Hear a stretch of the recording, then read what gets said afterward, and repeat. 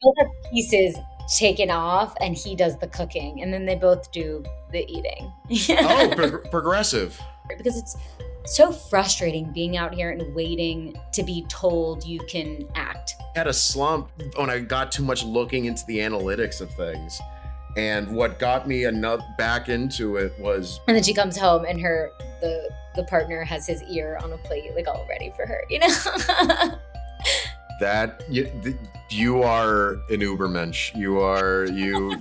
That is incredible. It's just that we want someone who's going to fight for us. You know, we want someone instead of this wishy-washy, oh, I'm just trying to keep things casual. Like, I don't know, I might have time, you know, like classic dating culture nowadays. Tell me what, Julia, if they end up together. I need to know. Does the CEO end up with his assistant?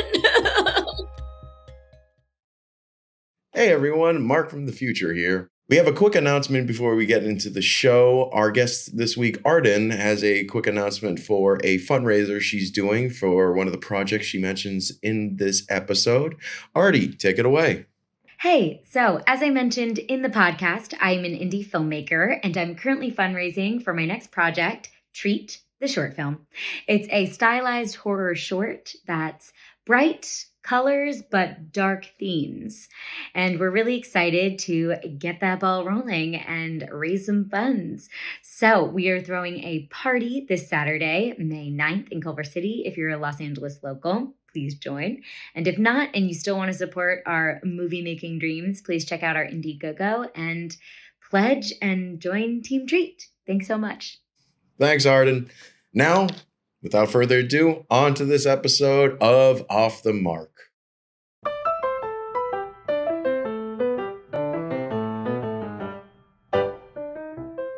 Well, welcome everyone. Thank you for joining me on this next episode of Off the Mark. Today I'm joined by my friend Ardenn Stolz. Ardenn and I met at one of the many filmmaking networking events that happen in LA where you pay $30 to meet no one of consequence.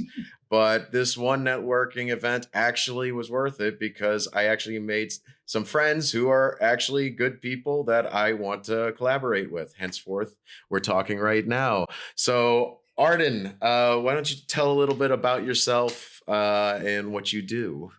Sure. Hi, Mark. Thanks for having me. Excited to be here.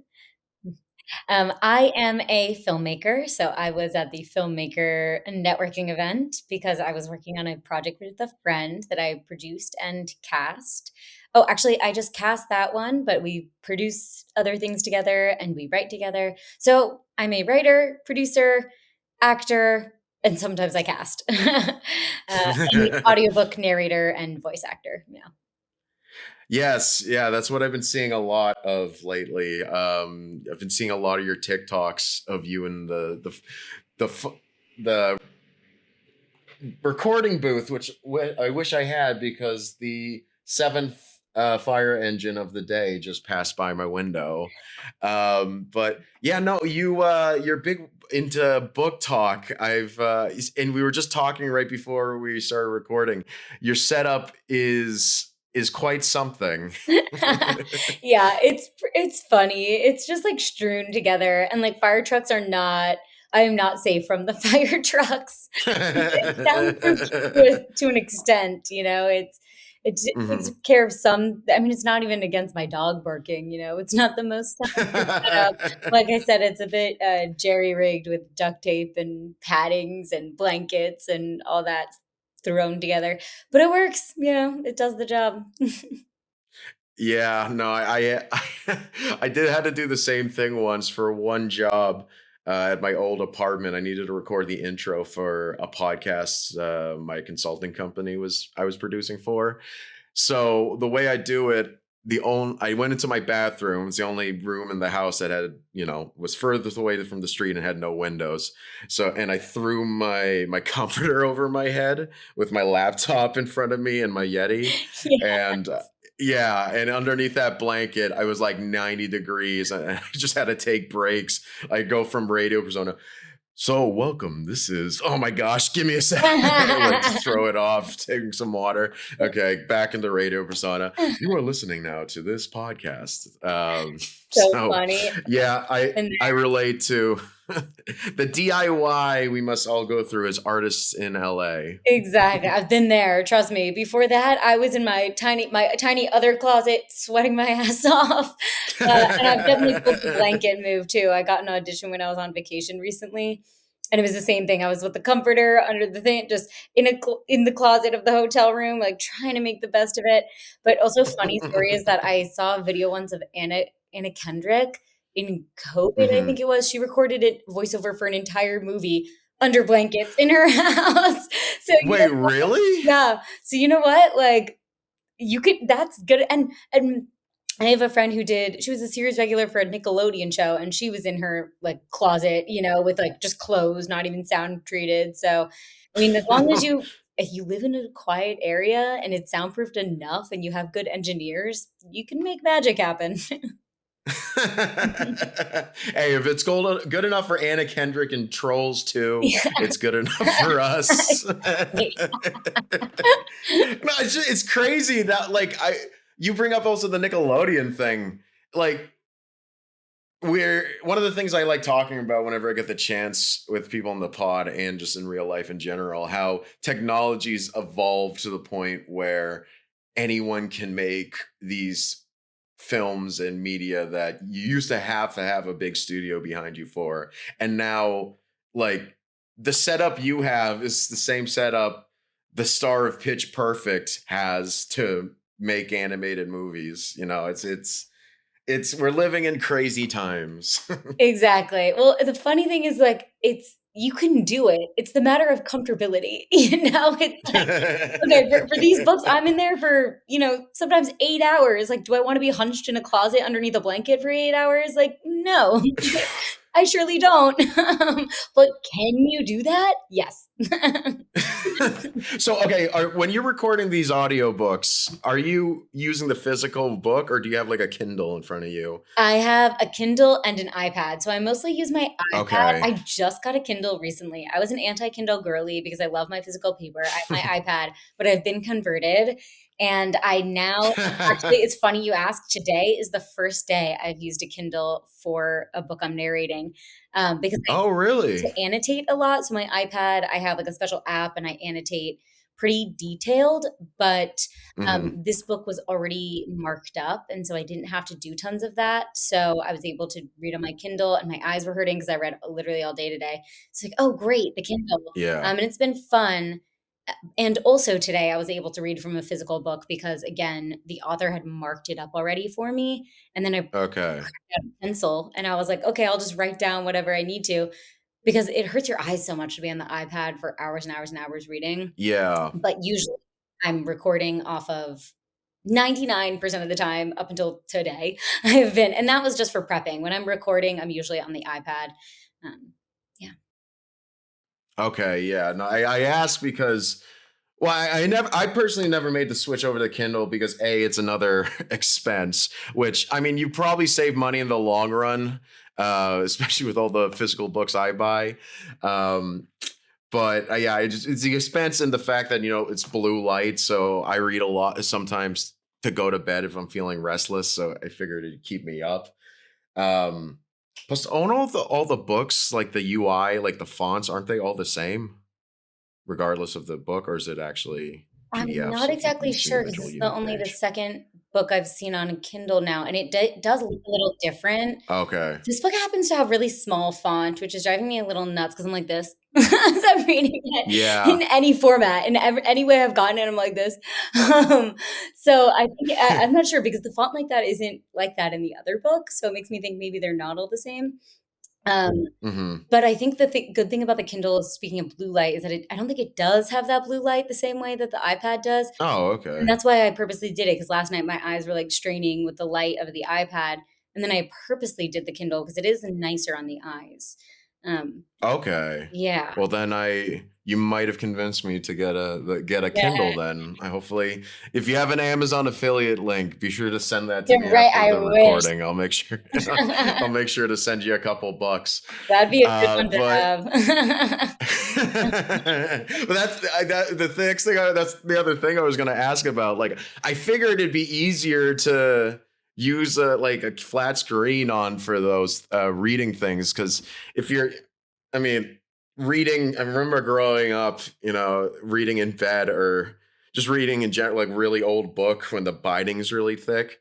Just trying to stretch it up enough so that way you can read those last couple words in the crease. And Exactly. you're doing that for 8 hours. Like I'd go freaking nuts. No, it's also so loud. Like I have to, when I go to touch the iPad to flip the page, like to change the next page, Uh-huh. I'm like moving slowly and like slowly doing it because every little sound in there you can hear. So if you're like pushing through, you're gonna be able to hear it. Even the rumpling of my jacket, like it has to be like a very slow movement. So if you're flipping a whole page, you'd have to stop recording, flip the page, start again. It doesn't make any sense.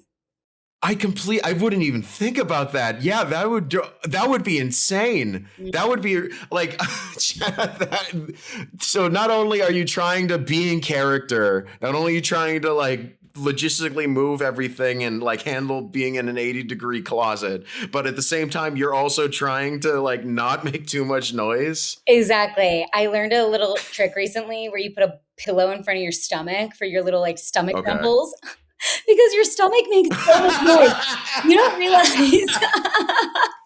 you don't realize how loud your stomach is. And I eat the most bland food sometimes. So I'm like, I don't want my stomach to grumble. And then still it's like making a fuss. And I'm like, okay. But also to your point, I just cracked this out. This was on my chair right here. I use this for reading my physical books. And look, it has these little clamps. Okay. And it's a stand. Oh, dang, you're a pro. A lot of physical books, And so to negate the problem you were just talking about is I clamp these suckers on and then you flip through. But this in the booth would be ridiculous. But it is nice. Yeah. You're talking about how you're like struggling to get through the corner and flipping through. So this is this is an easier thing to plug if I still don't have a code. Ardenn, you're leaving money on the table. We gotta have a conversation after Maybe this. now they'll pay me. Look, I'm promo. That I'm really actually interested in, because I journal a lot more than I read, and journaling is I love handwriting it rather than typing it when it comes to journaling. And like, I'm staring down and I have a lot of back tightening issues, and I haven't journaled in like a week, but my back hasn't been as bad as it usually is. And I'm making the connection right now. I think that might be because I've skipped journaling this past week. So I might have to get one. I've thought about like, I know cartoonists get those like slanted platforms for drawing. So maybe something like that. Not only for my reading, but for my journaling. I get an affiliate link. Send me where you bought it. I might actually get one of those. Right? It's actually so great. This is a great solution to your problem. I love journaling. It's so good for us. But it's funny that I have this thing and I've never even used it for journaling. Whenever I journal, I'm also like hunched over, like not even utilizing. I've never even thought to put my journal in there. Look at you expanding my horizons. Hey, there you go. Use my affiliate link when you buy your next journal. But let me know how that works. Well, I'll say, yeah. You send me your link. I'll send you mine. There'll be an exchange. But okay, yeah. So I know. So we've talked. You're originally from Pennsylvania, if I remember correctly, right? New Jersey, but my parents moved to Jersey. Pennsylvania. You still have a great memory. Okay. My parents moved to Pennsylvania right around the time that we met. So they've been there like a little bit now. And they're like, they grew up in New Jersey. Okay. And like North Jersey, or I mean, without doxing North. Yeah. Like, okay. So people say there's no central. So if they're going to like throw stones, north, but it really is central. But you saw like trees and stuff, like you weren't just surrounded by industrial. No, I live montages from The Sopranos. well, there definitely was a little Sopranos action happening, but Oh, I geez. also live next to like a cow farm. So it was like lots of Okay. nature, very pretty, suburban, but then, they're definitely, it's still New Jersey. For your safety, I will not indulge in that into that Right, topic. don't ask questions. But yeah, yeah, don't go crazy. Yeah, yeah. So yeah, you grew okay. So you were raised in Jersey, and you grew up you went to college in Florida, from what I remember, and you made the move out to LA in, I think, right before 2020, from reckoning, or was it after? It was before, it was in 2018. So yeah, about Okay. a good year and a half, almost 2 years, I guess, before COVID hit. Yeah. Okay, so maybe you can confirm something for me. Mhm. I hear it all the time that before 2020, LA had a mystique that has not been recaptured yet. Like, I've heard it was basically living inside like an Entourage episode, or like some other like show all about, that showbiz life. I've been loving it since then. I've had a really adventurous time since coming out here. But I mean, even in the comedy scene, I've heard that like it used to be so much better. Like you didn't have to pay for open mics, yada yada yada. I mean, am I missing something? Did I just miss this fucking Elysium? Or was I just like 3 years shy of heaven on earth? Or are people just misremembering? I think it's both. I think people love to romanticize things Hmm. because when I Hmm. came to LA, everyone was like, same thing, like back in the day. LA was this like crazy place, people say the same thing about New York. Yeah. They're like, you didn't even know, like back in the day. And I'm like, okay, I can't go back in time. I'm here now, I did think Yeah. there was more of like a buzz because there was more, but before COVID, I was working like on a set, like on a studio lot. And so I felt like there was like a buzz, a hype of like LA Hmm. activity. And then afterwards I was working from home. And so I feel like there was for me a big natural disconnect. And yeah, like people at bars got a lot quieter. I don't know. There is definitely a vibe where things got quieter. I mean, so many people moved out. And then every year since Hmm. then, people have been moving. California has been a hard place to live in. The industry has been moving out of here slowly. I mean, the Yeah. area near like the Warner Brothers lot used to be like bumping, like there was always like people going out to lunch, like all that stuff. And same with Sony, like around here, I'm on the west side now, like it was always like people are out and Hmm. about doing things. Now, like there's not really people like out and about. Those lunch spots aren't filled because so many more people are working from home and stuff isn't filming here as often. And so there is Yeah. like less activity, but I also think it's still like a fun, good place to live. I mean, I think there's still Hollywood, there's still things happening. It's still a major city that people flock to. The traffic's still here, so clearly people are still here. That is definitely true. That is definitely true. And like I think you raise a good point, how a lot of it comes from differences in how the movie industry's changed. I think the reason why I don't feel this type of loss is because I don't just hang out with people in the industry. I hang out with a bunch of different people from a bunch of different backgrounds, and people don't realize this, but there's a lot of people in LA who are just normal freaking people Mhm. that have never been worked in the industry, have no desire to. Those people, they're a lot like anyone I've ever met back in Boston, and that was one of the things that made me want to move here, not just all the glitz and glamour. That's one of the things that make me want to leave sometimes, but or at least get a break. But yeah, no, it's definitely a lot of it's just from the perspective of living in the biz. But yeah, speaking about the business. So you're primarily an actor, but I know you said we've talked a little bit about casting you've done. Can you just go into, what's your primary areas of focus? Sure, yeah. So, also, I definitely hang out with people who are also not in the biz. I feel like everyone needs to have friends here that are not in the biz for a breath of fresh air sometimes and to talk to normal people. Um, Yeah. normal quotes. Um, but yeah, I'm an act. The thing I've been doing the longest. I've been acting since I was 8 years old. It's my passion. Mm, It's what I love to do. I think the other stuff came as almost like complementary aspects. I fell in love with filmmaking probably in high school. My mom's friend got me on a set, and I was like, whoa, this is really cool. And I fell in love with that side of filmmaking. And so I went to school for filmmaking, and then I minored in theater and public relations. And then when I came out here, I fell into visual effects. I did that for a little while.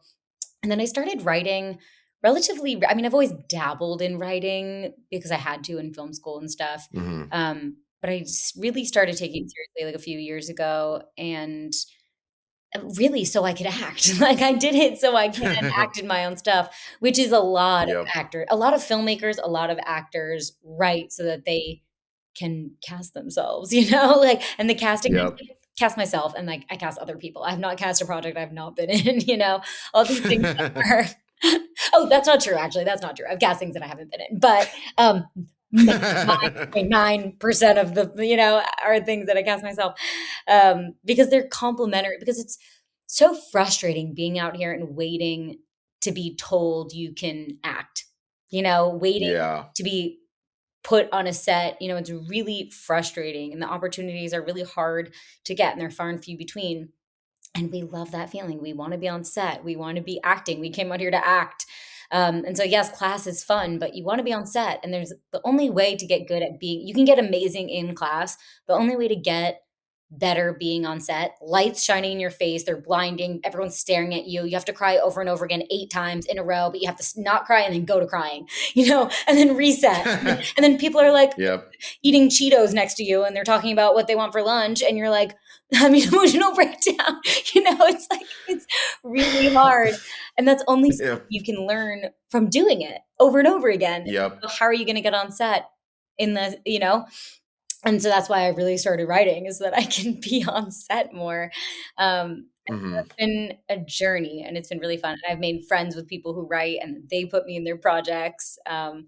And that's really fun. So it's about building community too and producing. I also do Mhm. by necessity. Producing is not something I enjoy. It's basically paperwork. It's like a job. It's paperwork and it's logistics. Oh, yeah. It's not Yeah. something I'm like, oh, I love producing. Like, I do it because I have to do it.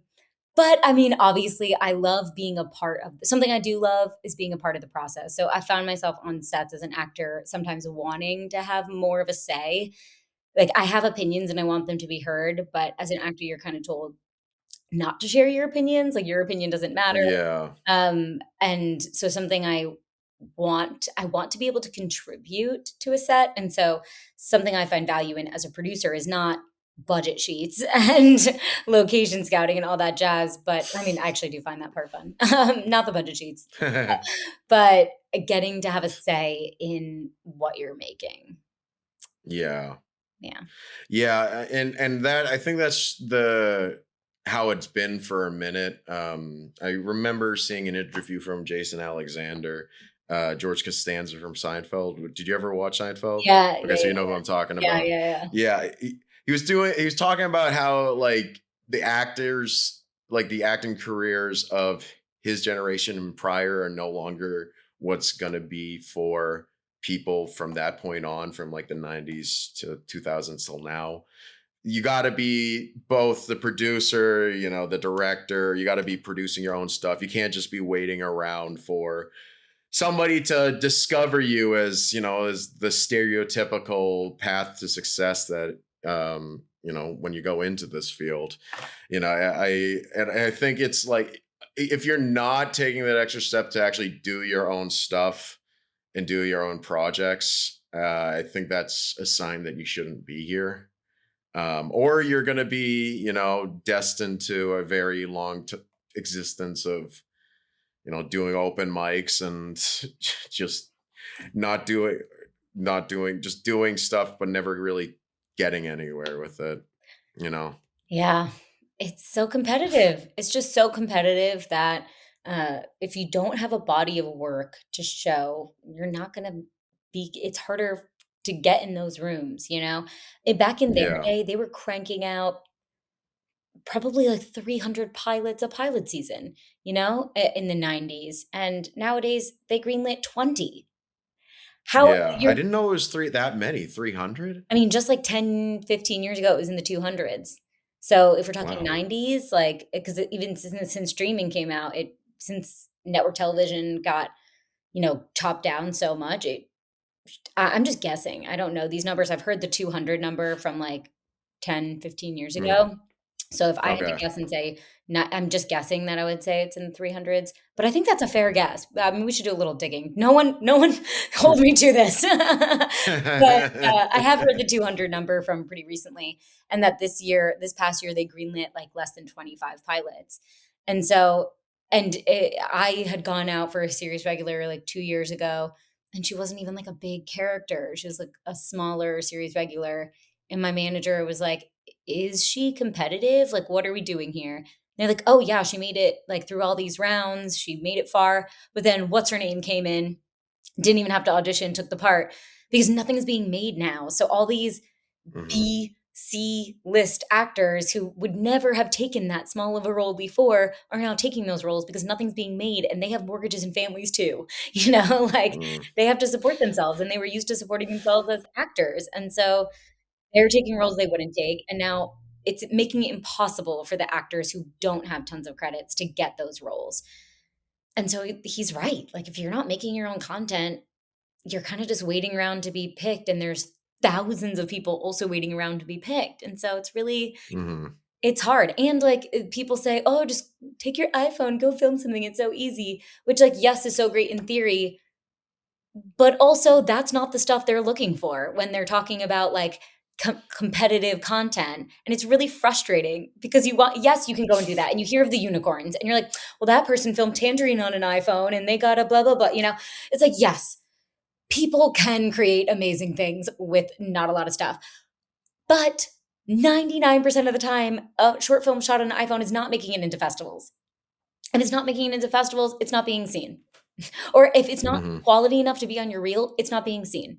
And if it's not being seen, what's the point? Like, I mean, yes, it's fun and you're getting to do it and it's the craft. Obviously, I think people should still go film things on their iPhones. I still do it. I think it's really fun. Yeah. But I think if we're talking about bringing yourself to the next level in a competitive way, like we're talking about, then you need to put like skin in the game. You need to like meet filmmakers, you need to fundraise, you need to like be out there pounding pavement. And it's really hard. It's all really hard. None of this is easy. It's not that it was easy back in the 90s. I'm sure it was still competitive, but I do think it was a little bit easier. Yeah. No, I mean, and the worst ones, you're talking about the people who make film, like no one's watching these iPhone short films. No one's definitely watching these podcasts made by comedians no one's ever heard of that are being done with USB mics. That's not true. They're watching this. The people are watching. Yes, they are.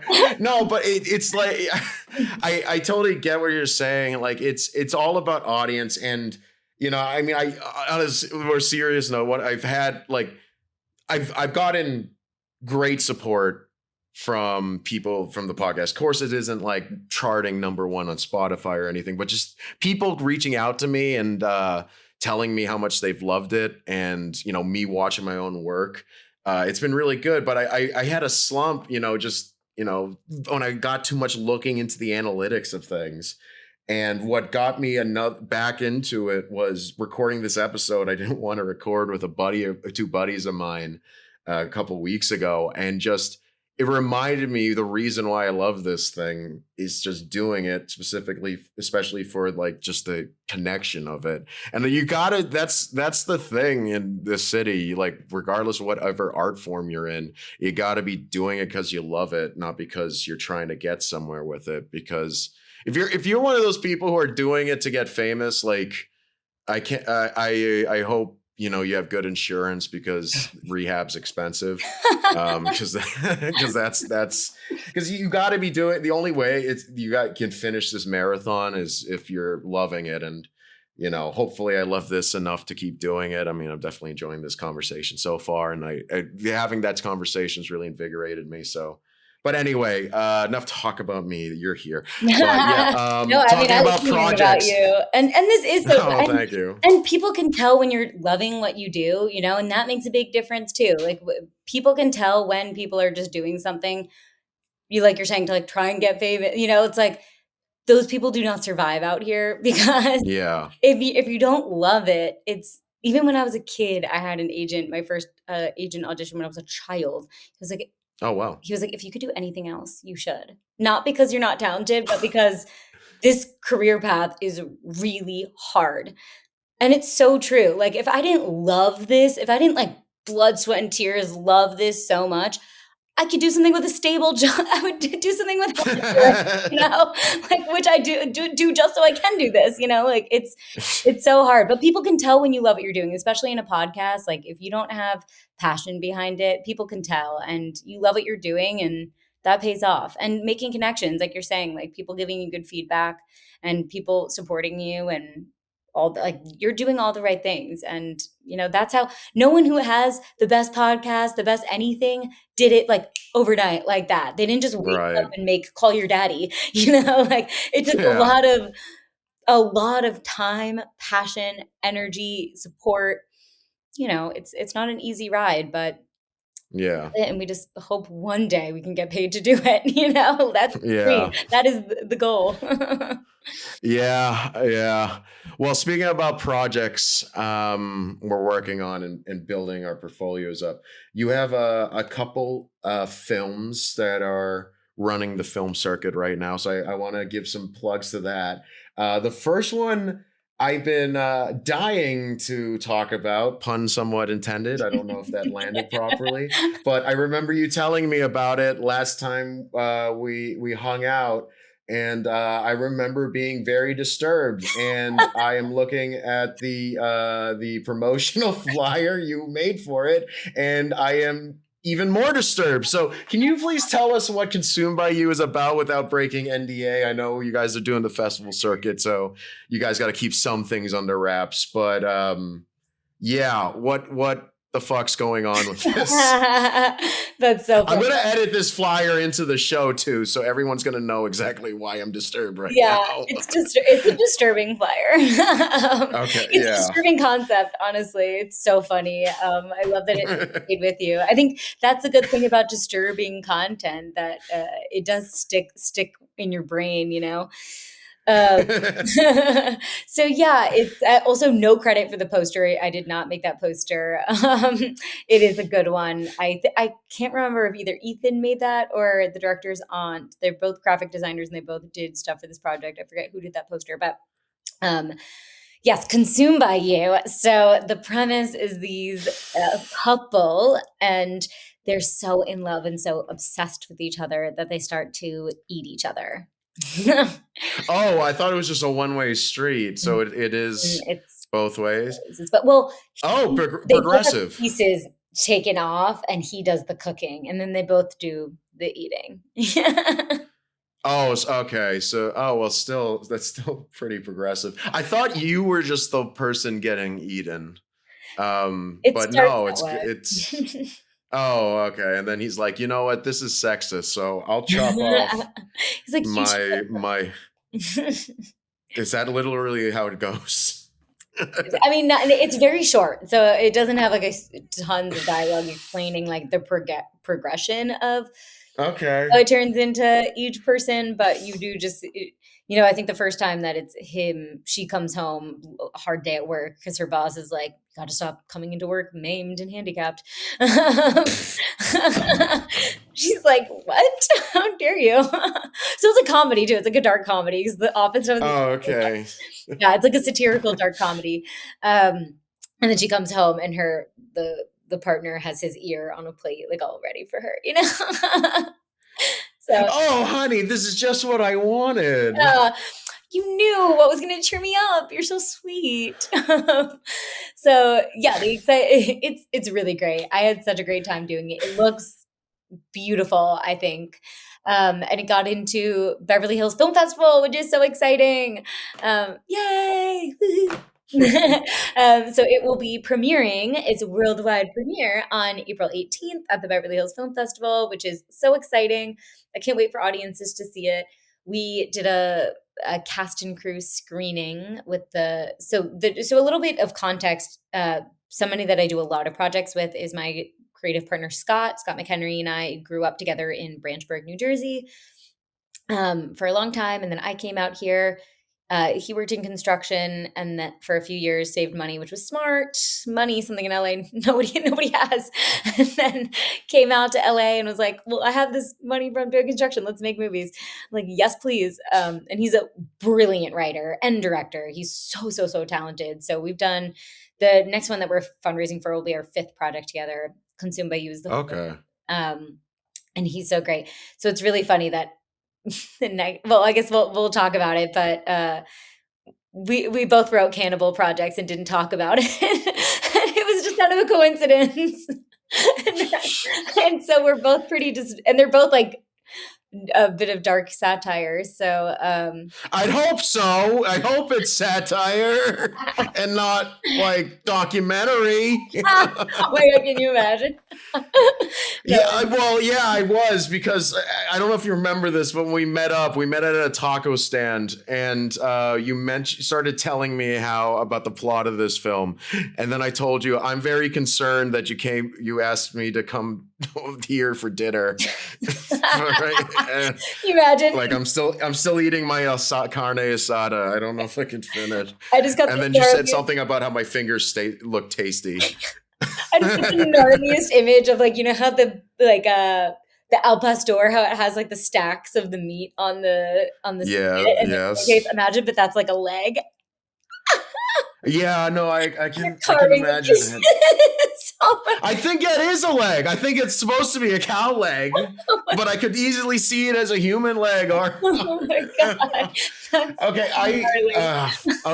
yeah, that's a word for it. No, but you and Scott know each other from New Jersey. I think I met him too. I think that night. He was at the film. Didn't realize you guys knew each other. Yeah, we grew up together since we were kids. Oh, shoot! Yeah, oh, that's cool. Yeah, it's so fun. And now we do film networking events together. We make movies together, and we're in the same writers group together, which is really fun. So now we get to bring her, because we've always, him mostly, he churns scripts out. He's always writing something. So it was mostly me reading his scripts. But now we get to workshop both of our scripts in a writers group we're both in, which are helping with the next project we're working on, which is exciting. But yeah, it's a lifelong collaboration. Well, I would, you'll have to put in a good word for me, because I would love to have him on the pod at some point. Absolutely. Because I also, like, I mean, I don't know how much, because I definitely, well, maybe I should wait till I see it, because I have so many questions. And I know you didn't write it. You just starred in this, right? Yeah, but I can tell you a little bit of the background. So he saw a couple making out, like, really intensely. Like, they look like they're kind of eating each other's faces. And he was like, okay, so what if they did eat each other's faces, you know? And it's funny. So, and for the project that we're working on next, my cannibal one, that we again did not talk about and just wrote adjacently. I was at the park and someone saw me with a little kid and was like, oh, so cute. I could just eat their cheeks. And I was like, but what if they did? Oh, I remember this. This was also mentioned at the taco stand. So we both are just like really twisted and see things in public and just think, okay, but what if they went for it? You know? And then made those into projects, and now they're both projects.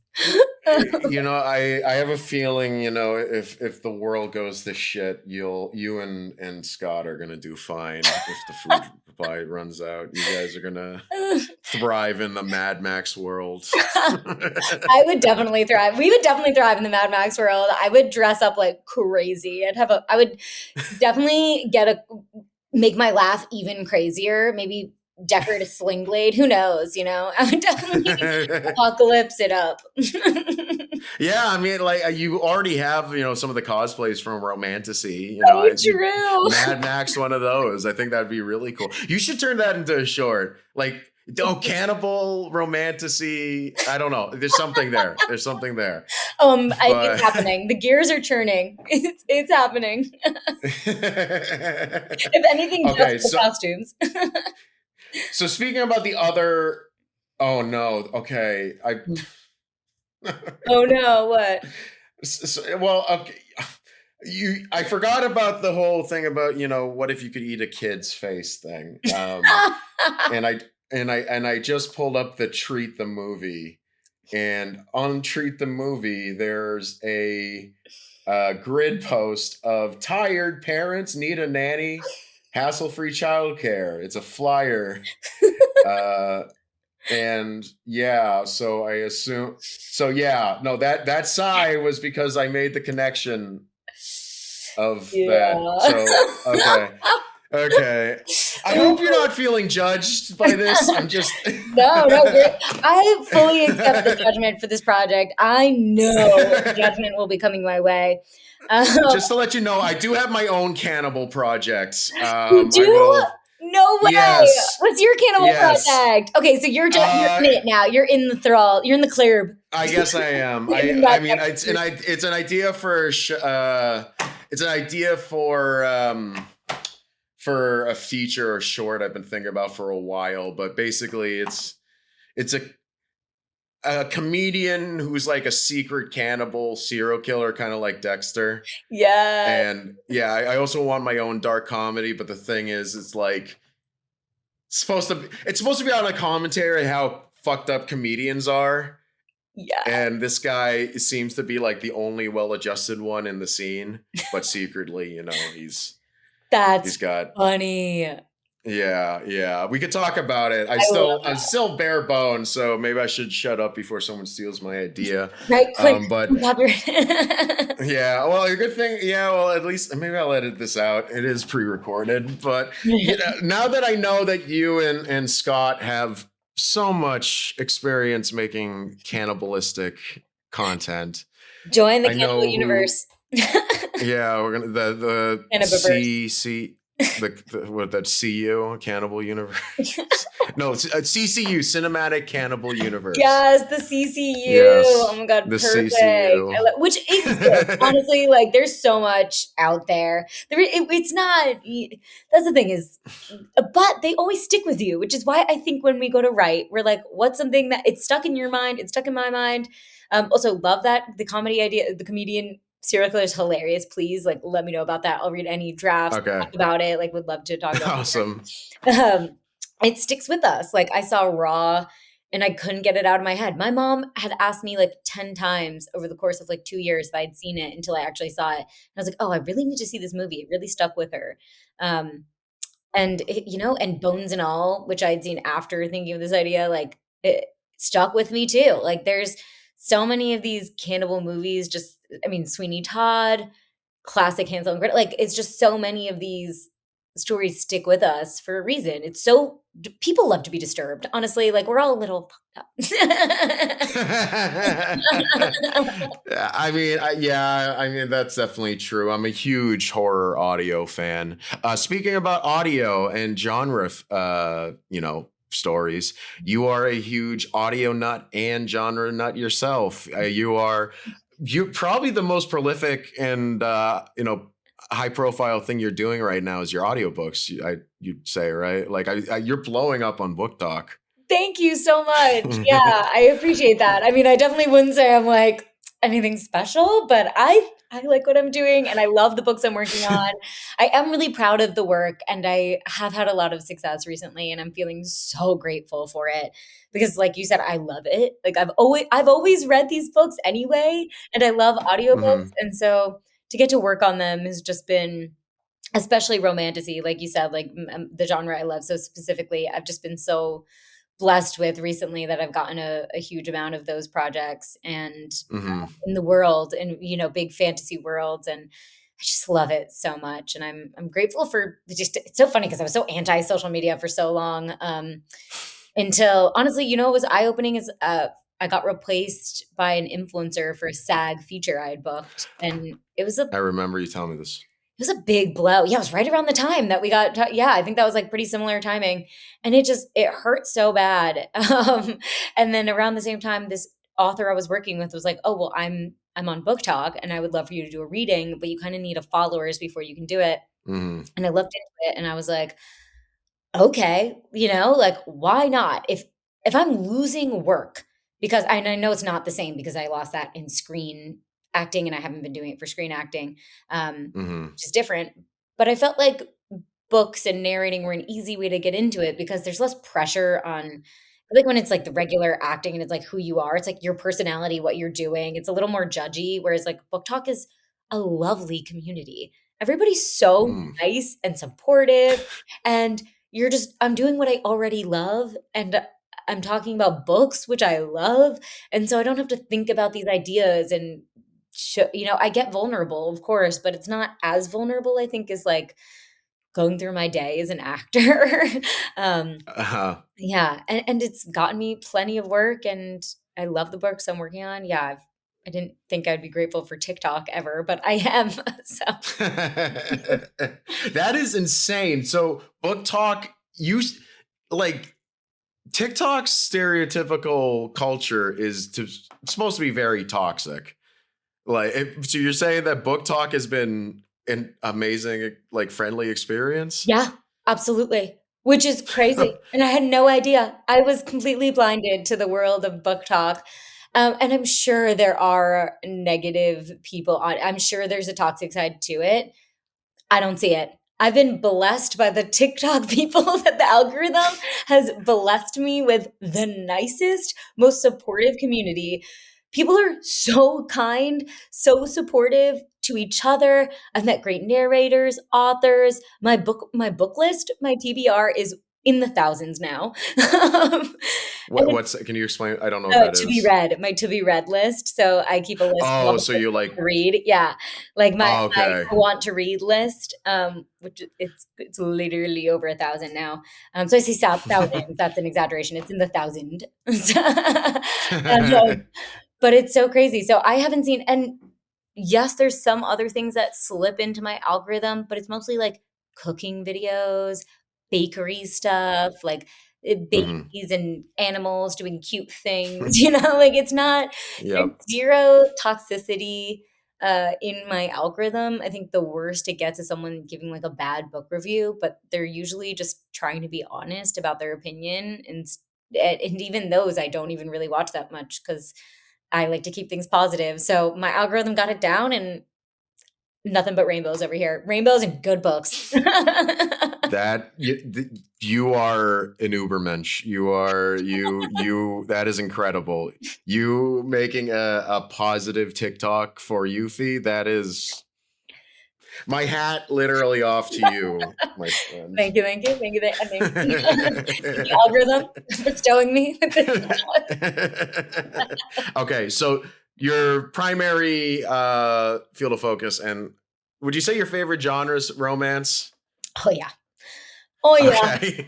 Oh yeah. Big, big romance gal. And I've definitely been niched into it for narrating. Except the book I just finished today narrating whoop, whoop, is not a romance. It's still paranormal, but it's a friendship story, which is fun because I have been pretty romance is my shtick. So the last like I don't even know how many good amount have been romance. So it was nice to do something that was friends, friendship tale. Hmm. But yeah, I would say my favorite genre is romantasy for sure. Yeah. Okay.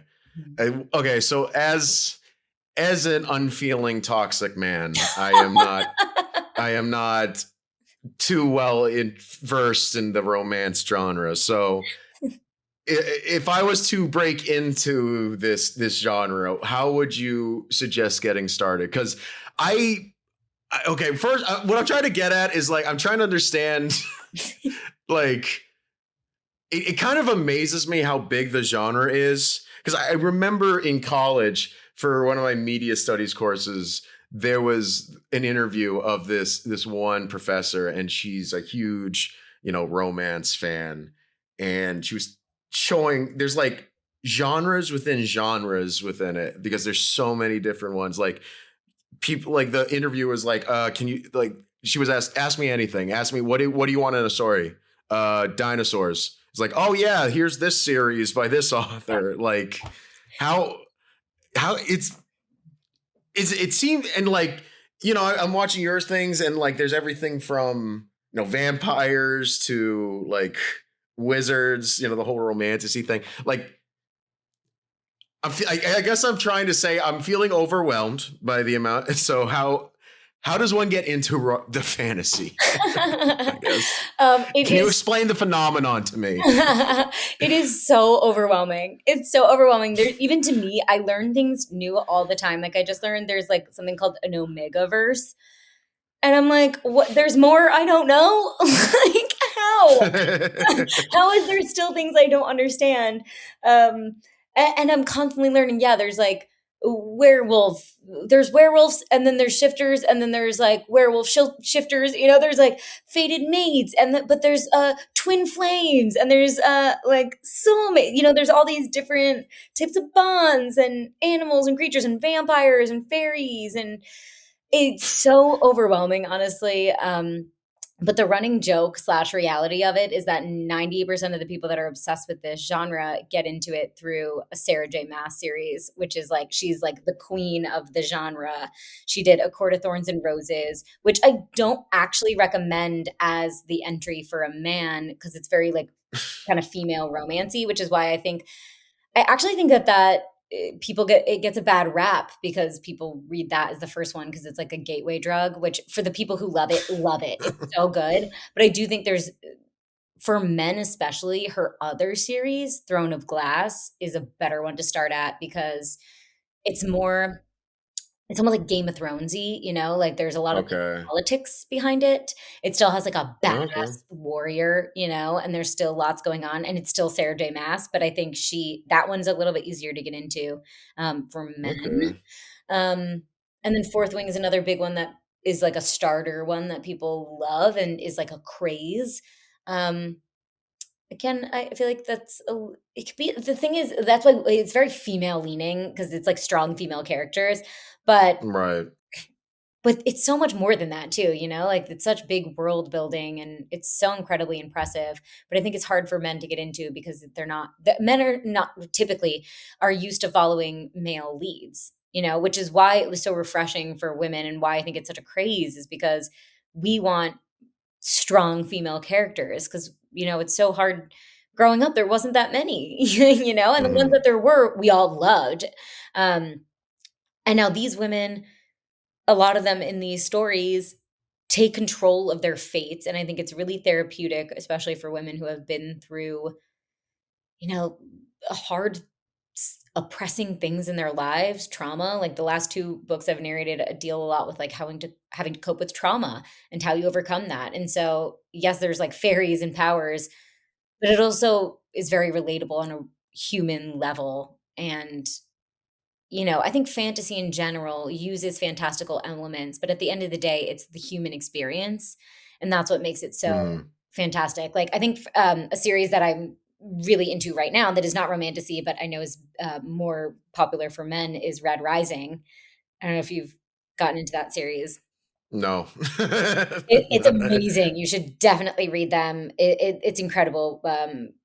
And Okay. it's cool because it follows a man, and it's sci-fi, so it is more, like I said, male leaning, but it talks about the human experience, and he's not just always brave and doing things and being a hero. He's scared shitless. He like literally pees himself like during like a big fight, and it's just, yes, the world can be against you, and you're dealing with all these odds, but at the end of the day, it's how you deal with it. And I think being afraid is how you can be brave, and that's what we like to see in these characters, whether or not they're men, female, fairy, human.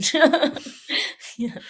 Well, I'm glad you went you said all that, because it kind of made me understand the appeal of this, because I figured like romance, like basically my whole understanding is like of it is Pride and Prejudice when I read it in high school, 50 Shades of Grey from the movies, and like what was the Colleen Hoover book that movie just came out with Oh, I didn't there even was the whole just thing and between whatever that It ends Ends With Us. yeah, it ends Yeah. with us. I didn't even Yeah. bother because of the drama. So not Yeah, I mean I had Regal Unlimited at the time, and so I was like, if you do it in just a vacuum, it's an enjoyable experience. But like, yeah, no, the way it was being marketed by who's Ryan Gosling's wife? What's her name again? Blake Lively.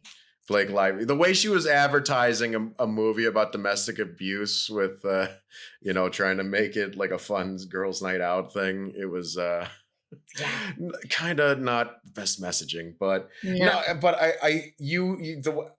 what you talking about, how the appeal of it is more about, female characters being who are usually underrepresented, overcoming traumatic things that other women can relate to.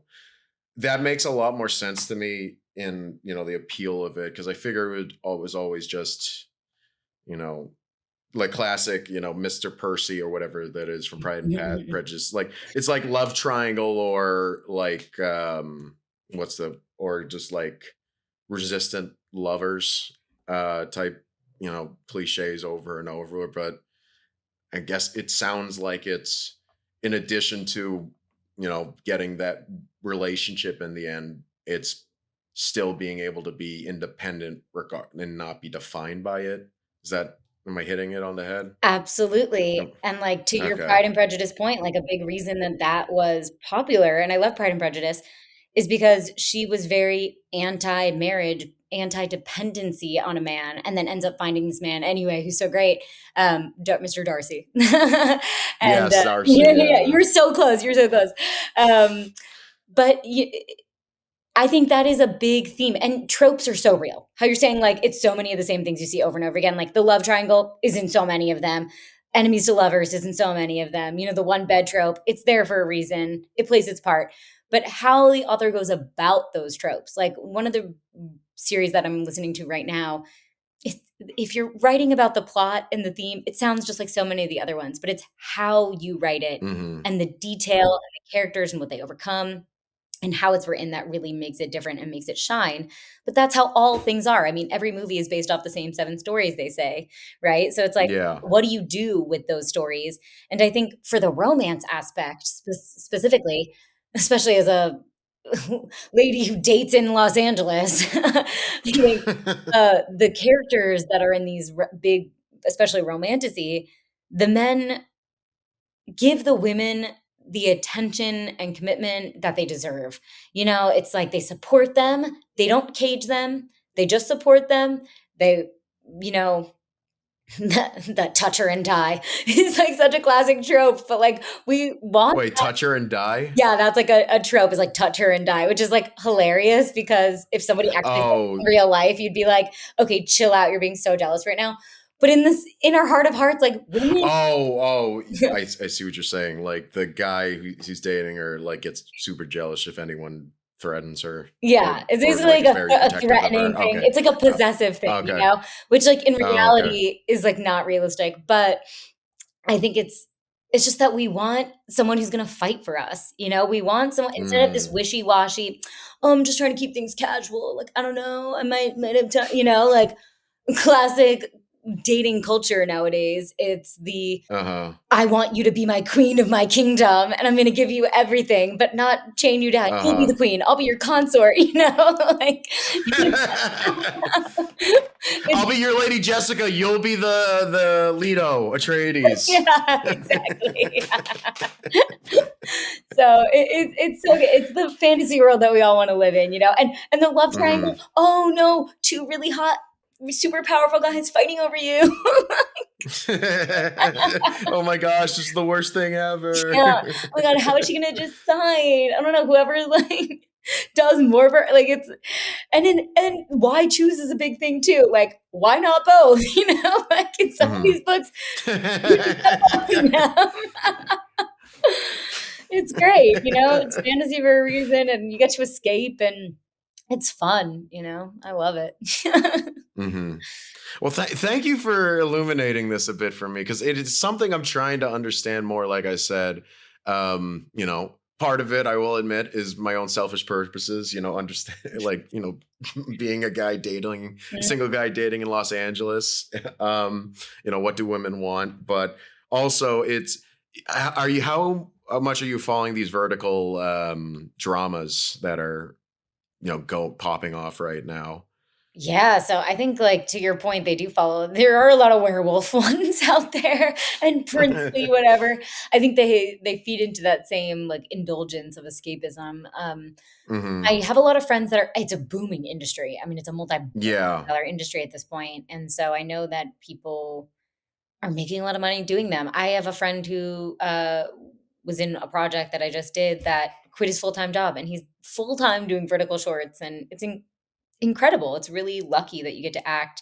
I have auditioned for a few, but it's difficult because I'm in Hmm. SAG, and a lot of them are non-union. They're making Oh. more of them union now, but because they make them union, they pay less. So when they're union, the day rate goes down quite a bit, and then it's, like, not even really worth it at that point, or at least, I talked to my agent, and it's not really worth it, especially because I have a full-time job and then I do the audiobook stuff on the weekends. The Hmm. rate would have to be the same rate as the non-union stuff to make it worth it, which I can't do. And I know some people do them anyway. I'm just a little afraid to get in trouble because if you get kicked out of SAG, you get kicked out forever. And, like, that seems like a high price to pay. Um, but, if somebody asked me to do a vertical, like, I'd be interested. I still audition here and there for them, but I do wanna be conscious of my SAG affiliation. Uh-huh. But they're a great opportunity, and I'm happy that so many actors are getting to work and be on them, especially because commercials have gone all non-union, and so well, Hmm. I guess same issue Wait, really? people, but yeah, all commercials have really all big commercials are non-union these days. It's really frustrating, and there's just not enough work, There's not anything filming in LA. Back to the problem we were talking about of everyone leaving LA, nothing being filmed here. Actors have nothing to work on because there's not a lot of network television happening, not a lot of commercial, not a lot of stuff is happening in LA anymore. And so to support Yeah, yourself as an actor out here, it's really hard. Most less than 1% of people in SAG even, just do acting. Um, so I'm I've heard happy that stat. yeah, I'm happy that actors out there are able to work consistently, and even if they're doing, like, the corny vertical, I've been told to make my acting worse and put on more makeup. I'm like, "Okay." How about you? Have you It's simultaneously saving and destroying the industry. Exactly. Do you have friends doing it? Because I feel like it's everyone knows someone in the vertical world these days. Yeah, I have yeah, actually right off the top of my head, I have two buddies who've told me they've done work for it. I just bring it up because this podcast I listen to, Colin and Samir, it's all about the new media space. And there was this one insane stat on a recent episode. These vertical thing, one of these vertical companies, I don't know if it's combined of all of them together or a specific company doing it, but the average view time per user is higher than Netflix. There are people spending more time watching these verticals than watching Netflix every single day. And that is insane. And it's just it's I don't know where it's gonna go. I mean, the fact it's probably gonna be here to stay from the sound of it, because like unlike other, emerging trends in like, the technology slash media space, like the whole NFT craze and like everyone making a streaming platform craze, like those went down to the wayside in large part. But this, I mean, there's just way too much money being generated by it and not just money being invested in it by people, by, institutions planning for hoping that it's going to blow up. It's actually because people, in order to watch these things, it's like an arcade game. You need to pay to watch every like 30 seconds. Mhm. um so they're making like each person using, I think the average I remember hearing, each viewer was making the company $40 per view, like, is every month. So yeah, I mean, it's definitely here to stay. And I'm wondering, the way I see it is, it's the return of the B movie film. And what I mean by that, it's not in the sense that, you know these are all bad and should be shown. I mean, like, I I call them genre, pieces. There was this, like, I remember hearing an interview from, like, this guy who was a big B movie horror guy back in the 70s, and he said he hated the term B movie. He always called them genre films. And genre, basically, the whole thing about a B movie or genre film is that the advertising was the selling pitch. Like, the concept was the selling pitch more than, who's in it or the story. It's like, hey, here's the creature of the week flick. It's Friday night. Let's go see it. And romance is in that, like, category of genre flicks, like westerns and horror films. And when me looking into these verticals, I was thinking, oh, well, is this the return of, like, genre medium? Like, because I have more experience in horror and I know some people doing short form horror. Like, could this be applicable to that? It's a similar type of, like, cult audience, similar to, like, fantasy. Well, not fantasy. Well, yeah, fantasy and romance. But yeah, no, I mean, you being an expert on on romance, I just thought, I wasn't even planning on bringing up verticals. It's just how the conversation veered, because I'm such a good interviewer. Yeah. No, I completely get what you're saying, and I think it's here to stay for sure. It's like I said, a multi-billion-dollar industry, and if you had asked if it's one company or a few companies, there's like four major ones, and then tons of little Hmm. ones that are trying to make it to. But the drama box is definitely like the biggest one, and Hmm. they're very specific with their. I have a few friends writing for them, and it's very sorry, that's loud on the thing. No, no, you're good. Is your neck okay? That was Yeah, pretty loud. Pick I that just up. always crack my neck. It's something I do, religiously. Sorry. Um, I'm a finger person. yeah, I do the fingers too. It's like subconscious, you know what I mean? Realize I'm doing it, and then I do it, and I'm like, "Oh, that was loud." But that my friend writes for them, and she's been trying to get, like, scripts made for a long time because they're very specific about what they're making. And also to your other point is that all these big studios are now starting vertical, like, sections, like they have deals Hmm. going on. So, like, Paramount has a vertical section. I think Sony, I forget who else, or if those are even right, but I know that studios are getting into the vertical space. So I think not only are they here to stay, but they're going to get better and better and better. And so I actually think it's going, instead of, because I mean they tried it before, like I think it was like Quibi or something like that, like tried this, and Yep. just like Yep. with their time a little bit. Um, but why I learned recently, little fun factoid for you, the reason that there's so much streaming going on is because they said it's huge for people who are in the service industry who are doing something and not really fully paying attention to this. So the reason it's soap opera-y. These are basically soap operas for your phone. And Hmm. the whole point of a soap opera, what was happening during soap operas, they say the same thing over and over again. They tell you the plot over and over and over again because if you're cleaning, so it was made for housewives, and so you're cleaning, you're doing laundry in one room, you miss something, you come back, you're cleaning the kitchen, and you hear it again. So you Yeah. keep it going, and if you miss it, it's not the end of the world because you get the gist. It's so easy to pick up on because it's so obvious what their intentions are. Like my grandma's novelas, like it's hilarious. You know what's happening after just looking at it for 2 seconds. Um, and that's how these verticals are. And so they said that it's big for truck drivers and like it's a big thing for truck drivers, so they just keep them on, they're driving, they're not even really paying attention that much, but it's just flowing through, so they're getting through hours and hours of this listening, or watching, listening, instead of Netflix where you plug it on and you watch an episode after work because you're actually paying attention. So I think that Hmm.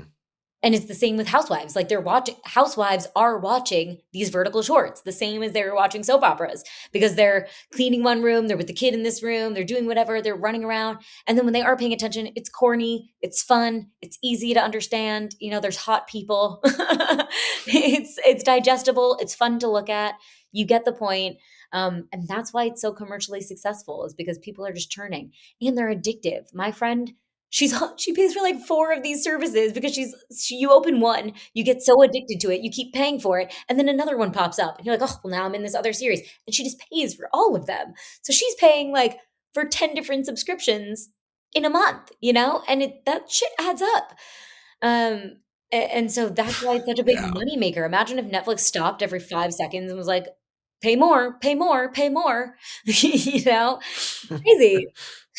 So yeah, honestly, I want to get into it more. I'm hoping that it does become more SAG projects, because I am just a little bit of a scaredy cat in that sense. Well, we're not gonna,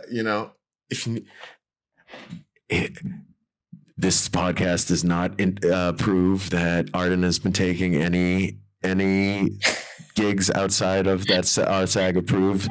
Ardenn is a good little SAG member. You do not have all the SAG members listening to this line. We're doing nothing wrong. Exactly. You heard it here. Verified. Yes. She follows the rules. Send me an encrypted message after this. I'll tell you when the next shoot is. No, we got to start up a vertical studio. That's Jesus. And people are. All right. Well, yeah, no, people are starting their own bit. Like, I just talked to someone yesterday. The production designer on my next short was like, I'm trying to start a vertical short company because everyone wants to get in on the gold while it's good. I don't blame them. Hey, I ain't SAG, so I mean, if you make a referral, I mean, I might not be. I don't know if I'm hot enough to play a lead, but maybe like the nerdy best friend of the lead actor. It's like, you can get her, guy. And I'll be the hype that whatever that side character is. Right, that's so funny. I know my friend is like been totally boxed in as like the mean bully. Like, he just says he's the nicest human being in the entire world, like salt of the earth. But all of the auditions he gets are like the biggest douche. So he's like, someone bumps into him, he's like, why don't you just go and die, you piece of shit? And I'm like, whoa, okay. He's like, yeah, I'm not hot enough. I mean, the people that they're casting are like Fabios, they have like 8 packs, and he's like, so I don't have an 8-pack, so I guess I'm now the evil guy. So funny. Well, okay, so that's my typecast. Since I got the dad bod, I have to be the bully. Right. That wasn't usually how it worked back in high school, but you know what? Right. Times are a-changing. Yeah, I guess in high school the bullies all have 6-packs, and then after graduation they become, in order to fulfill that romance, fantasy, they gotta be the good guys. And I'm sure there are some where the hot guy is the back. It just depends on the vertical you're doing.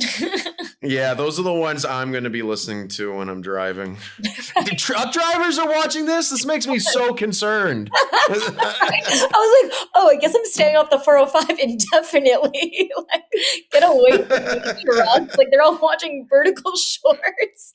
Yeah, no, I mean, when I moved here, I drove my car across, and I literally like saw like 2 or 3 carcasses of crashed trucks, and like 2 or 3 signs of a crashed truck, i.e. like busted like guardrails and shit.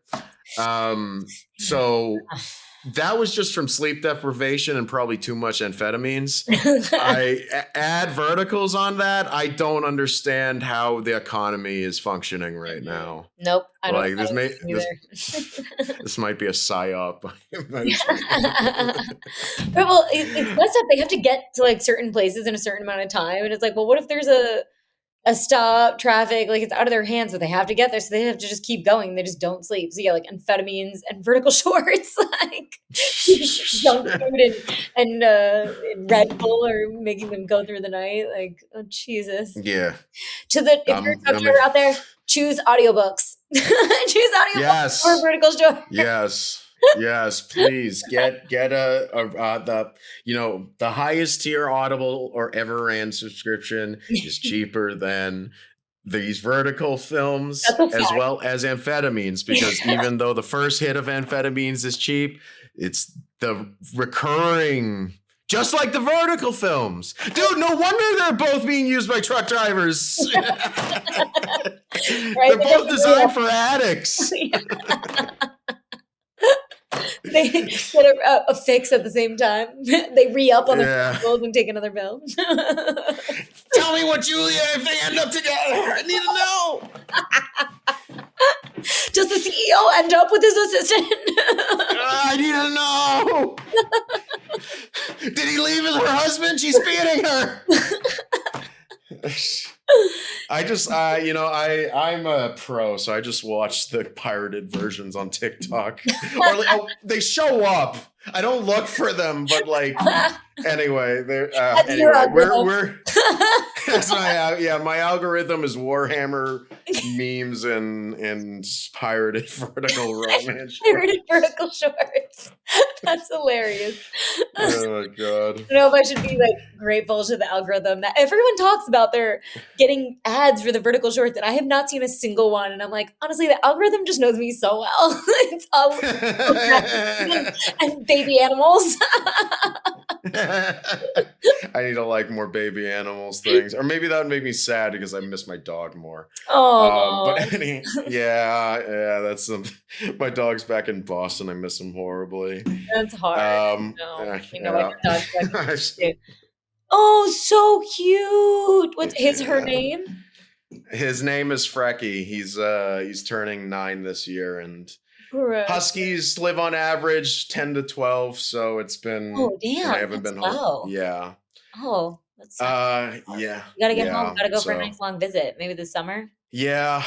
Hopefully. I have a job now, so hopefully I can actually afford it. But anyways, I try to package these around an hour, and I do want to be conscious of your time. Thank you so much for taking the time today. Of course. One last question. Yeah, thank you. You're welcome. Thank you for being on. This was a fun time. Thank you for continuing to reinvigorate my drive to keep this art form going.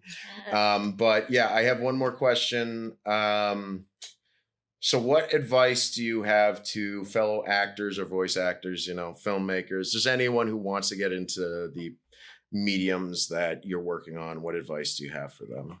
Yeah, that's a good question. I think my biggest advice is to not, and this I got from Scott, coin to Scott, and he helped me, get over this, is that don't be precious about your work. Just write it. Just do it. Just make it, because it's never going to be perfect.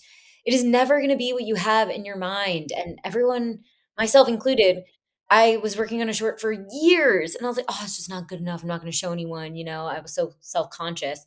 Um, it was like nobody writes good in the beginning. You have to write a million bad things before you make something good. But if you're always being self-conscious and questioning yourself too much, you're never going to create. And if you never create, you're never going to make that diamond, Actors, like, let yourself be bad. Go there. When I get sides, I let myself get really angry, which is obviously not what you want. Get really sad, like laugh too much, like do the crazy thing that just to get it out, just go there, and then let somebody else tell you to reel it in, or you could reel it in yourself, but just let yourself go there as an artist, I think, is my biggest advice, especially for writing, is just like, get it out there. If you have an idea, don't be precious about it. Just write it down and give yourself time, give yourself deadlines, because I tend to drag things on for a really long time. And you know what? That book talk has really helped me with that, because it's made me be diligent about things. And something I do, like, as an independent contractor for that, is like, I give myself a deadline and I stick to it. It was hard before that. I'd always be like, I'll get to it. Oh, I'll do it. No, give yourself deadlines. Deadlines are really important. And yes, obviously be flexible with yourself. It is yourself. You can give a little bit of wiggle room, but just create, grab friends, get your friends ideas. And yeah, like, collaboration is so important. If you have an idea, like, Mhm. just jot it all down and then throw it in front of your friends, even if it's not fully formed. They're not gonna judge you, and even if they do, you'll be judging them right back for their bad ideas. And you both and then one day, you both bring good ideas, and you're like, "Oh my god, it's actually such a good idea. I'm so proud of you," you know? "Let's go make this." Yeah. That is probably the best advice I've heard in regards to worrying about if showing your work to friends. Just, you know what? If they make fun of you, you can make fun back. You'll have one on them. So don't worry. And I really like the deadline one too. That really helped me with initially starting this podcast, because every like piece of art, whether for me, it's jokes, a photo, a podcast. It can always be better. Getting a deadline, the enemy of progress is perfect or perfection. That's Yes. something. The saying goes somewhere like that. Like the enemy of progress is perfection. Mm. And when I started putting deadlines, like, okay, this podcast isn't me perfect. I don't need to go through every single like stray noise and take it out. It just whatever the fuck it is going to be, it needs to be out by 1 p.m. Every Tuesday, which, last 2 weeks I haven't done that. So I need to get back on to my deadlines. So I am going to actually, instead of just, you giving advice to just strangers you don't know who watch this episode, you're also giving advice to me. So thank you, Ardenn. Yay. Appreciate you taking the time today. This was a lot of fun. I hope we get to hang out IRL again soon. Yeah. We'll hope to see. I hope to see Consumed by You at the Beverly Hills Film Festival if I can make it. And I'll make sure not to have dinner beforehand, so that way I don't make a mess at the theater. I don't think. Well, actually, that might be good publicity for you guys. So maybe I will. I'll talk to you and Scott. I'll talk to you, Scott, after this. We'll figure it out. That's a great idea. Thank you so much for having me. This was so much fun. I loved this. Yes, thank you. Definitely keep your eye out for Consumed by You. And the fundraiser for Treat will be out soon, and we're going to be having fundraising events. So I'll send them to you. It'll be a good, fun creator networking type situation. Lots of fun stuff planned. So I'm really excited. And aside from that, we'll get together soon. We'll do something. Thank you so much for having me. This was so much fun. I loved this, and Same here. good luck with the podcast and stand up and all that jazz. I'm happy that you're doing this and honored that I got to be a part of it. Thank you, Ardenn.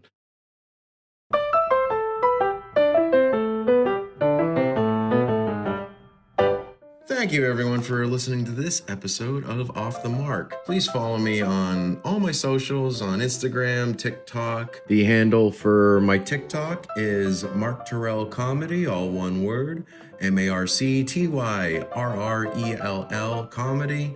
And I have 2 Instagram accounts. One is my main, that's just marc.tyrrell, and the other one is my comedy account, which is same as my TikTok. Be sure to like and subscribe, share with your friends. That stuff helps like you wouldn't believe. Thank you so much, and I look forward to seeing you in the next episode.